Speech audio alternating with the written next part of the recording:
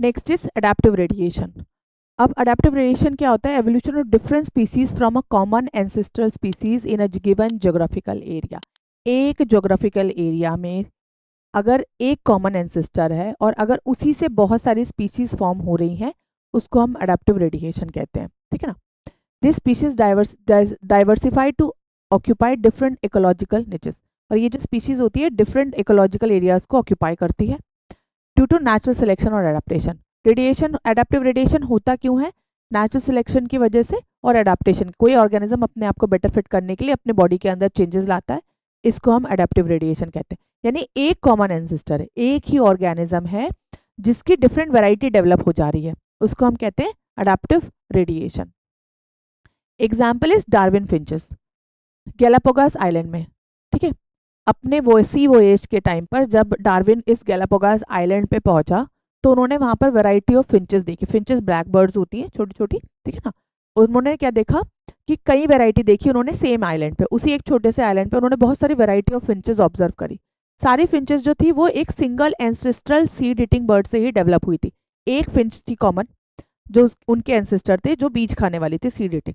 उसी से ये डिफरेंट वैरायटी के फिंचेस डेवलप हुई थी। और इनमें डिफरेंस क्या था? डिफरेंट बीक शेप, सिर्फ उनकी चोंच के जो शेप थे वो डिफरेंट थे। Beak modification help them. और ये मॉडिफिकेशन क्यों था, शेप अलग अलग क्यों थे? सर्वाइवल के लिए।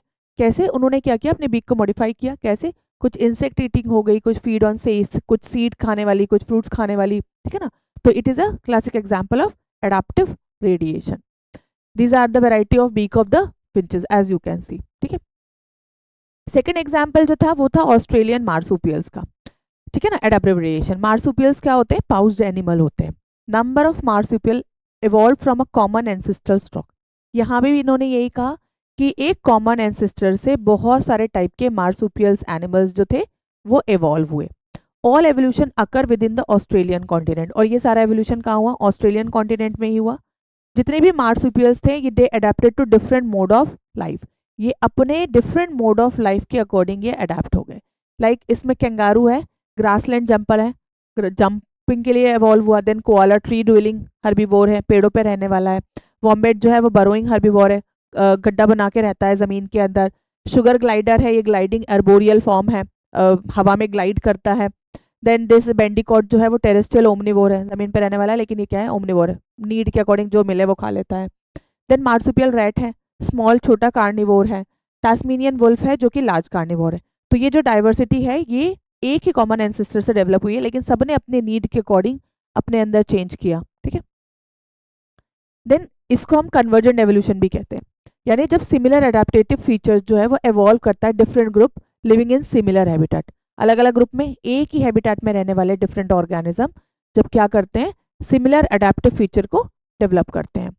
ओके, एग्जाम्पल इज टास्मेनियन वुल्फ जो कि मार्सुपियल, और टाइगर कैट जो कि एक प्लेसेंटल एनिमल है। ये दोनों लगते तो सिमिलर है, लेकिन ये दोनों अलग अलग तरीके से इंडिपेंडेंटली एवॉल्व हुए हैं। क्या शो करते हैं? That convergent evolution not common ancestry. Common ancestor नहीं है, ये कन्वर्जेंट एवोल्यूशन को शो करते हैं। ओके, तो कन्वर्जेंट एवोल्यूशन क्या है? Occur when different group of organism evolve similar adaptation. अलग अलग ग्रुप के ऑर्गेनिज्म एक तरीके के अडेप्टेशन को इवॉल्व करते हैं, उसको हम कन्वर्जेंट एवोल्यूशन कहते हैं। And these organism do not share a recent common ancestor. कोई कॉमन एंसेस्टर नहीं होता है इनका। ठीक है ना? सिमिलैरिटीज के किस वजह से अराइज होती हैं? Due to similar environmental condition and natural selection. इनमें सिमिलैरिटीज कैसे आई? नेचुरल जो एनवायरमेंट है वो सिमिलर है सबके लिए, इसीलिए। ओके, यहाँ पर प्लेसेंटल एनिमल्स जो है कंपैरिजन दिया हुआ है प्लेसेंटल एनिमल और ऑस्ट्रेलियन मार्सुपियल्स के बीच में और इनके फंक्शंस में। लाइक प्लेसेंटा में मोल और ऑस्ट्रेलियन मार्सुपियल जो है ये भी मोल है, दोनों तरह अलग अलग तरह के ऑर्गेनिज्म है। ठीक है ना? और इनका फंक्शन क्या है? अब इन्होंने अलग अलग एंसेस्टर है, लेकिन एडेप्टेशन इन्होंने सेम चूज किया, like burrowing. Then ant eater numbat दोनों इंसेक्ट ईटिंग है। माउस और मार्सुपियल माउस स्मॉल टेरेस्ट्रियल है। देन लेमर और स्पॉटेड कस्कस अर्बोरियल है। Flying squirrel and flying phalangers gliding animal. Bobcat और टेस्मेनियन टाइगर कैट कार्निवोर्स। और wolf और Tasmanian wolf large predator. यानी ये अलग अलग हैं, लेकिन इनका जो फंक्शन है वो उन्होंने सेम चूज किया। ओके, तो similar in appearance and function but they valve independently. Next is biological evolution. इसकी थ्योरी डार्विन ने दी थी। इन्होंने कहा था कि evolution by natural selection begin when early cellular life develops, कि जो एवोल्यूशन है वो नेचुरल सिलेक्शन की वजह से होता है और जब लाइफ जो है वो डेवलप होती है। सेलुलर लाइफ डेवलप यानी जब बॉडी के स्ट्रक्चर में चेंज आता है, बॉडी के डीएनए में चेंज आता है, तभी ऑर्गेनिज्म में एवोल्यूशन होगा। Variation in metabolic capacity existed among organism, जो उनकी मेटाबॉलिक कैपेसिटी है उसमें भी चेंज आता है ऑर्गेनिज्म में।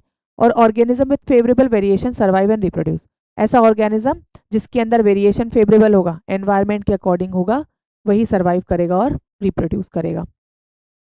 ओके और यही इसका रोल है फिटनेस में। नेचुरल सिलेक्शन में क्या होता है, रेट ऑफ एवोल्यूशन किस पे डिपेंड करेगी जब नेचुरल सिलेक्शन होगा, लाइफ स्पैन पे, रिप्रोडक्टिव कैपेसिटी कैसी है ऑर्गेनिज्म की, और अगर माइक्रो ऑर्गेनिज्म की बात करें तो short life cycle and rapid reproduction.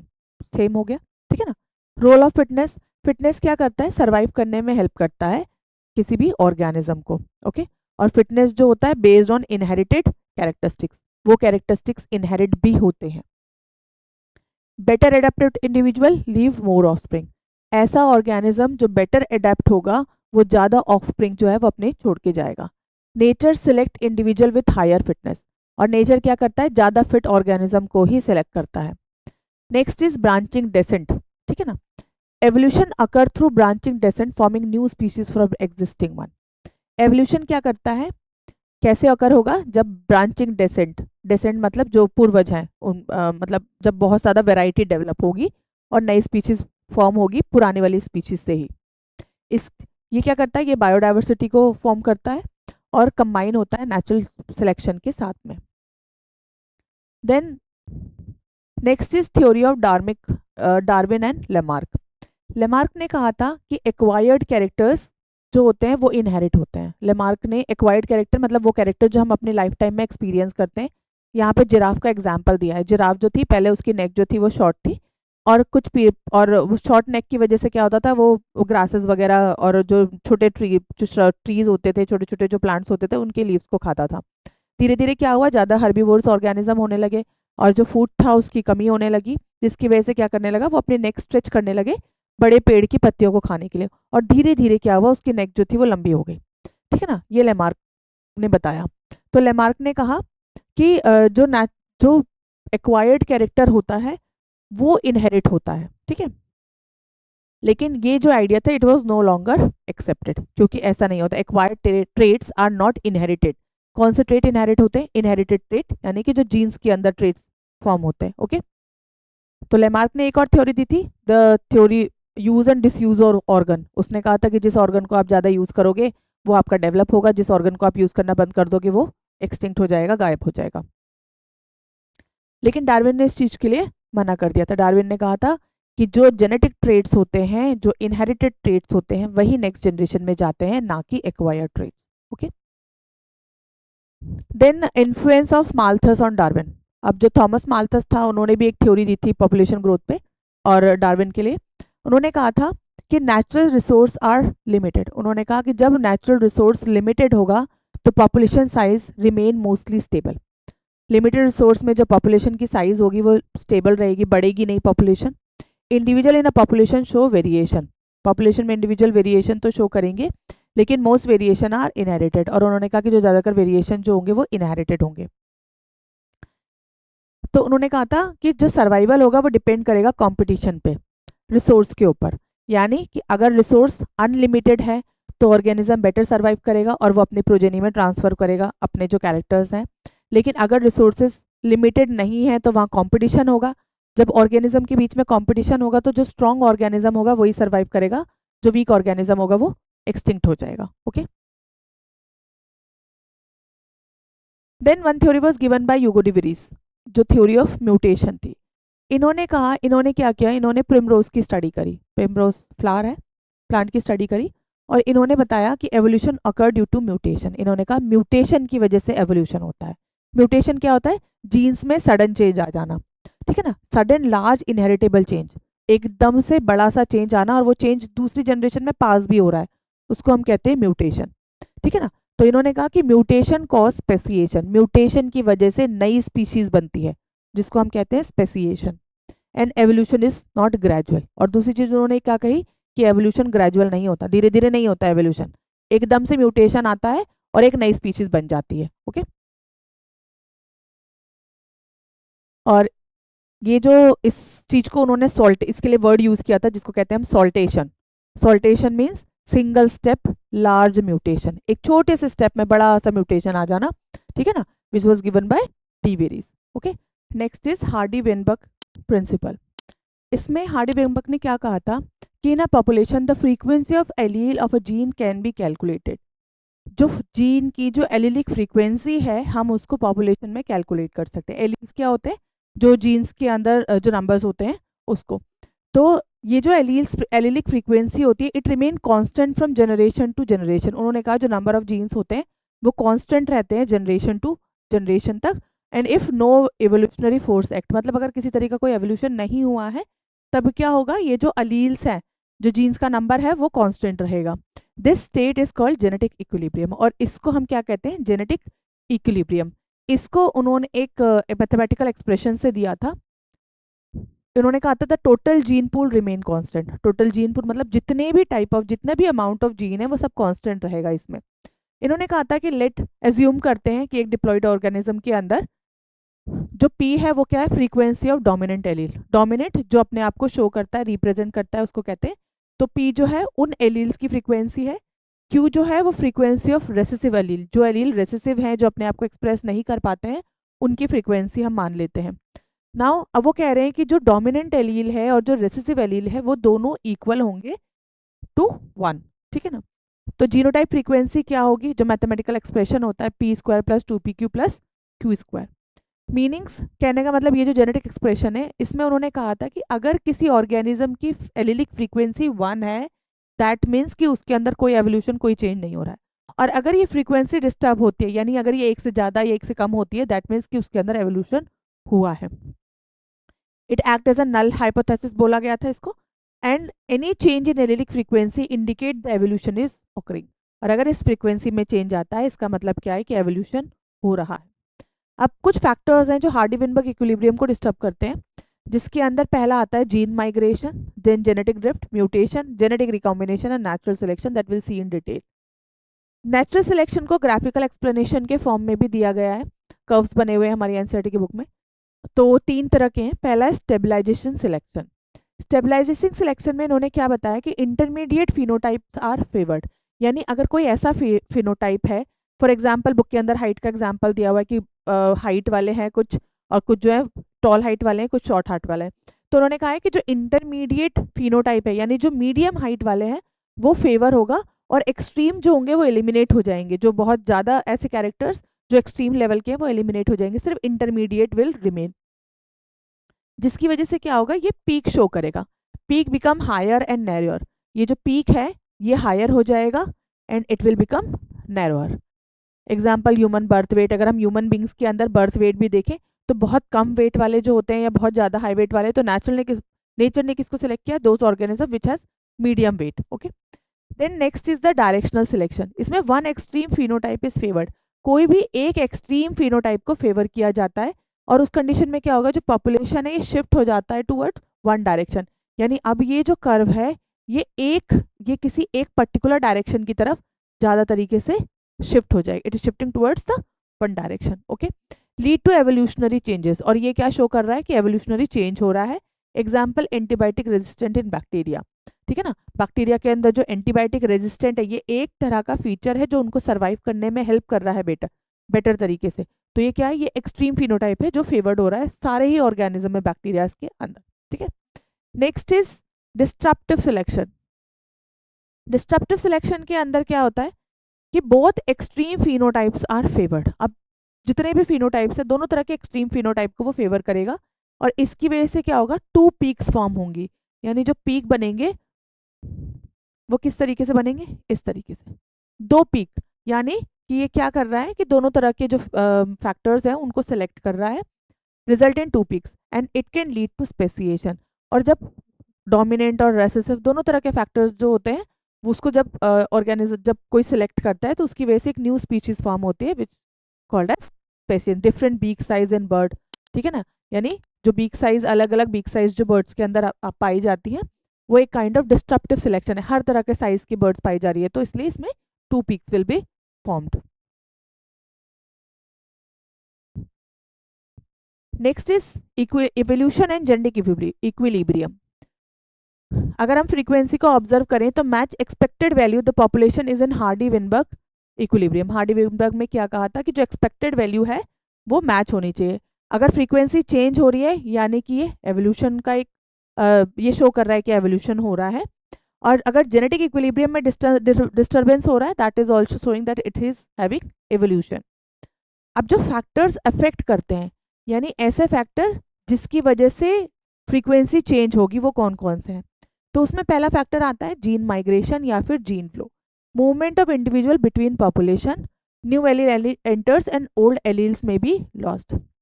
अगर किसी पर्टिकुलर जोग्राफिकल एरिया में कोई बाहर का इंडिविजुअल वहाँ पर आता है या वहाँ का कोई इंडिविजुअल कहीं और चला जाता है, तो उसकी वजह से उसकी एलीलिक फ्रीक्वेंसी चेंज होगी। ये शो करता है जीन माइग्रेशन या फिर जीन फ्लो, ठीक है ना।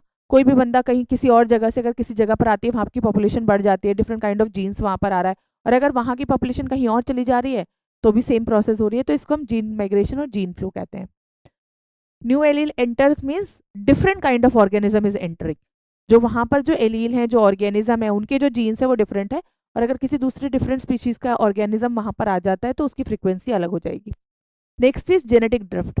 जेनेटिक ड्रिफ्ट क्या होता है? Change in allele frequency due to chance. एकदम से सडनली अगर किसी ऑर्गेनिज्म की जीन्स में कोई चेंज आता है तो उसको हम genetic drift mean sudden change, okay, तो उसको हम क्या कहते हैं? Genetic drift. More common in small population, जो छोटी पॉपुलेशंस होती हैं उसमें ज़्यादा कॉमन होता है, और इसकी वजह से स्पेसिएशन होता है। फॉर एग्जाम्पल एक पहले एनसीईआरटी की बुक में 10th क्लास की बुक में एक बीटल वाला एग्जाम्पल दिया हुआ था, जिसमें ब्लू कलर की बीटल है, सडनली ब्लू कलर की बीटल्स की कॉलोनी में एक बीटल जो होता है वो रेड कलर का डेवलप हो जाता है, तो वो क्या है? It is genetic drift suddenly, यानी ब्लू कलर की बीटल की कॉलोनीज होती है, लेकिन अगर एक बीटल रेड कलर का उस कॉलोनी में आ जाता है या डेवलप हो जाता है तो उसको हम क्या कहेंगे? Genetic drift. Then third is founder effect. Founder effect में क्या होता है? Small group form a new population. एक छोटा सा ग्रुप अगर एक कोई नया पॉपुलेशन बनाता है, उसको फाउंडर इफेक्ट कहते हैं। इसमें allylic frequency differ from original population, यानी एक पॉपुलेशन है जिसमें एक तरह की स्पीशीज है, अगर उनकी स्पीशीज के अंदर कोई एक नई स्पीशीज डेवलप हो जाती है तो उसको हम फाउंडर इफेक्ट कहते हैं। Next is mutation, sudden heritable change in DNA. DNA के अंदर एकदम से कोई भी चेंज ऐसा डेवलप हो जाए जो हेरिटेबल हो, यानी दूसरी जनरेशन में जा सके, उसको हम म्यूटेशन कहते हैं। और म्यूटेशन की वजह से भी क्या होता है? नई एलील फॉर्म होता है। Then genetic recombination occur during gametogenesis. जब गैमेटोजेनेसिस हो रहा होता है, गैमेट का फ्यूजन हो रहा होता है, उस टाइम पर अगर कोई नई वेराइटी डेवलप हो जाती है तो उसकी वजह से भी फ्रीक्वेंसी चेंज होगी, और इसको हम वेरिएशन कहेंगे। Then natural selection, favourable trait survive and reproduce. Natural selection, किसी पर्टिकुलर एरिया में जब ऑर्गेनिज्म फेवर होगा और वो ट्रेट जो है वो डेवलप, मतलब ट्रेट जो है वो इनहेरिट होगा, that is called as natural selection. तो these are the things which affect Hardy Weinberg, मतलब जीन माइग्रेशन, एक पर्टिकुलर पॉपुलेशन में जो उसका जीन पूल है, अगर कोई वहाँ से चला जाता है या कोई अदर स्पीशीज वहाँ पर आ जाती है, तब उसको हम क्या कहेंगे? Gene migration. Drift, sudden change हो जाना किसी ऑर्गेनिज्म के अंदर, it is something similar to genetic mutation. Founder effect, किसी स्मॉल पॉपुलेशन के ग्रुप में एक नया ऑर्गेनिज्म डेवलप हो जाना। Mutation, sudden heritable change. Genetic recombination, जब गैमेट का फ्यूजन हो रहा है उस टाइम पे किसी अलग तरीके का रिकॉम्बिनेशन होकर कोई वेरिएशन आ जाना किसी ऑर्गेनिज्म में। एंड नेचुरल सिलेक्शन, जो फेवरेबल कंडीशन ट्रेट जो सर्वाइव करने में हेल्प करती है। Next we have plant evolution. जो फिगर दिया हुआ है आपकी प्लांट बुक में, प्लांट एवोल्यूशन में, उस फिगर में यही शो किया है कि एवोल्यूशन जो है वो सिंपल ऑर्गेनिज्म से ही हुआ है। मतलब पहले क्या सिंपल ऑर्गेनिज्म थे, फिर स्पोर प्रोड्यूसिंग प्लांट डेवलप हुए, then seed producing plant develop हुए, and finally the flower producing plants, ठीक है ना। Then the evolutionary history of vertebrata. इसमें अर्ली वर्टिब्रेटा के एवोल्यूशन में बताया कि अर्ली रेप्टाइल्स जो होते हैं उनको हम कार्बोनिफेरस कहते हैं। तो दो मेजर रेप्टाइल्स इसमें पाए जाते हैं, जो सॉरोप्सिड्स होते हैं, जिनकी वजह से जिनसे टर्टल, लिजर्ड, स्नेक, क्रोकोडाइल और बर्ड्स डेवलप हुए। देन जो बर्ड्स जो हैं वो एवॉल्व फ्रॉम रेप्टिलियन एंसेस्टर, जो कि डायनासोर थे, हमने लिंक पढ़ा था आर्कियोपैक्टर्स के बीच में। देन साइनैप्सिड्स, ये मैमल लाइन के अंदर आते हैं। इसमें पेलिकोसॉरस और थेराप्सिड्स और मैमल्स आते हैं। इनमें से 2 ये एक्सटेंट हो चुके हैं, mammals are still present. Mammal जो है did not evolve from modern reptile but from the synapsid ancestor. Modern reptile से डेवलप नहीं हुए थे, लेकिन किससे डेवलप हुए थे? ये डेवलप हुए थे from synapsid ancestor. Okay, then extinct form. अब अगर एक्सटिंक्ट फॉर्म देखें तो बहुत सारे ऑर्गेनिज्म ऐसे हैं जो एक्सटिंक्ट हो चुके हैं, जिसमें डायनासोर, थिकोडॉन, पेलिकोसॉरस और थेराप्सिड्स आते हैं। जब हम थ्योरी पढ़ते हैं तो उसमें प्लांट जो है वो पहला ऑर्गेनिज्म है जिसने लैंड को कॉलोनाइज किया था, जो लैंड के ऊपर डेवलप होनी शुरू हुए थे। Seed habits was a major evolutionary advancement. सबसे ज़्यादा एडवांसमेंट क्या हुआ है प्लांट्स में? Seed habits. देन एंजियोस्पर्म जो है सबसे सक्सेसफुल प्लांट ग्रुप है, ठीक है, एंजियोस्पर्म जो सीड प्रोड्यूसिंग प्लांट है। मैमल्स और रेप्टाइल जो है वो कॉमन एंसेस्टर से डेवलप हुए हैं, जो कि अभी हमने आगे देखा। Then evolution occur over million of year, और ये क्या है? It is a kind of gradual process. पहला लैंड प्लांट जो था उसका नाम था Rhynia type plants. It was like an ancestor of vascular plant was tracheophytes. Mammal जो एंसेस्टर है मैमल्स के वो है therapsids. Most advanced plant are angiosperm. Birds evolve from reptilian ancestor. ये आपको लर्न करना पड़ेगा, इसका कोई शॉर्टकट नहीं होता है। Then origin and evolution of man. अब जो अर्ली मैमल्स थे उनको हम क्या कहते हैं? प्रिमेट्स कहते हैं। अर्ली मैमल जो होते थे वो कैसे थे? स्मॉल थे, श्रू लाइक थे। Then some mammal adapted to arboreal, यानी पेड़ों पर रहने वाले, tree living life, and leading to primates. Primates जो थे वो कैसे थे? ग्रास्पिंग हैंड, अपने हाथ चीज़ों से पकड़ सकते थे अपने हाथों से। फॉरवर्ड फेसिंग आइज, जो उनकी आइज थी वो फॉरवर्ड फेसिंग थी। Then better vision and intelligence, जो इनका विजन था, इंटेलिजेंस था, वो बेटर था अदर ऑर्गेनिज्म से।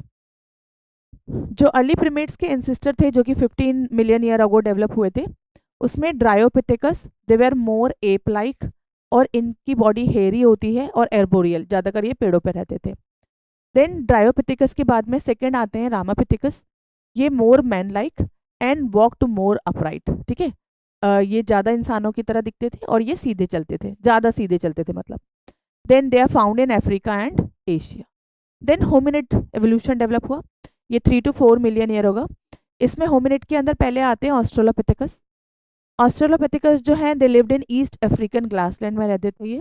हाइट इनकी 4 फीट के करीब थी, और ये बाइपेडल थे, मतलब सीधे चलते थे अपने पैरों के ऊपर।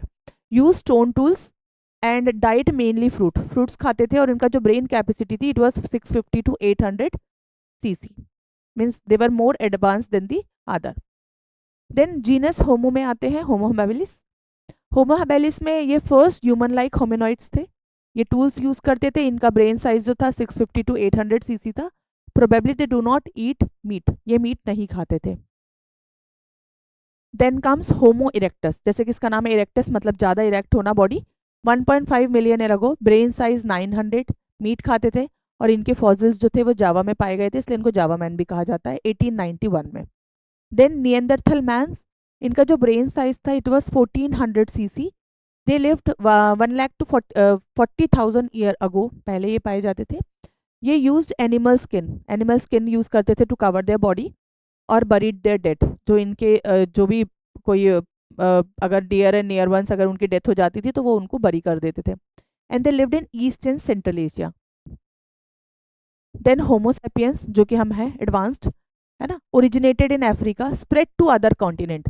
ये ओरिजिनेट हुए अफ्रीका में और फिर ये अदर कॉन्टिनेंट में स्प्रेड हो गए। They developed into different races, अलग अलग रेसेस में डेवलप हुए। And modern Homo sapiens appeared 75,000 to 10,000 year ago. अब कल्चरल एवोल्यूशन अगर हम देखें तो ice age 75 to 10,000 year ago. Cave art इन्होंने डेवलप किया 1800 year ago. Agriculture 1000 year ago, और ये ह्यूमन सेटलमेंट और सिविलाइजेशन इन्हीं की वजह से डेवलप हुआ। स्कल कंपेरिजन अगर हम करें इन ह्यूमन स्पीशीज का, तो baby chimpanzee skull resemble adult human skull, ठीक है, और show common ancestry of human and apes. जो ह्यूमन और एम्स है उनकी कॉमन एंसेस्ट्री शो करता है। Adult chimpanzee skull differ greatly from the human. और जो मेन डिफरेंस है ह्यूमन एवोल्यूशन में, वो आपका पहला आएगा ब्रेन साइज, यानी अगर आपको मेन डिफरेंस लिखने के लिए आएगा तो आप उसमें इंक्रीज ब्रेन साइज लिखेंगे। Development of language, then use of tools and social behaviour and self consciousness. ये जो ह्यूमन एवोल्यूशन जो है ये आपको टेबल बना के और फिर उसके बाद में कंपैरिजन लिखकर अगर आप लर्न करेंगे तो ये आपको ज़्यादा ईजी रहेगा।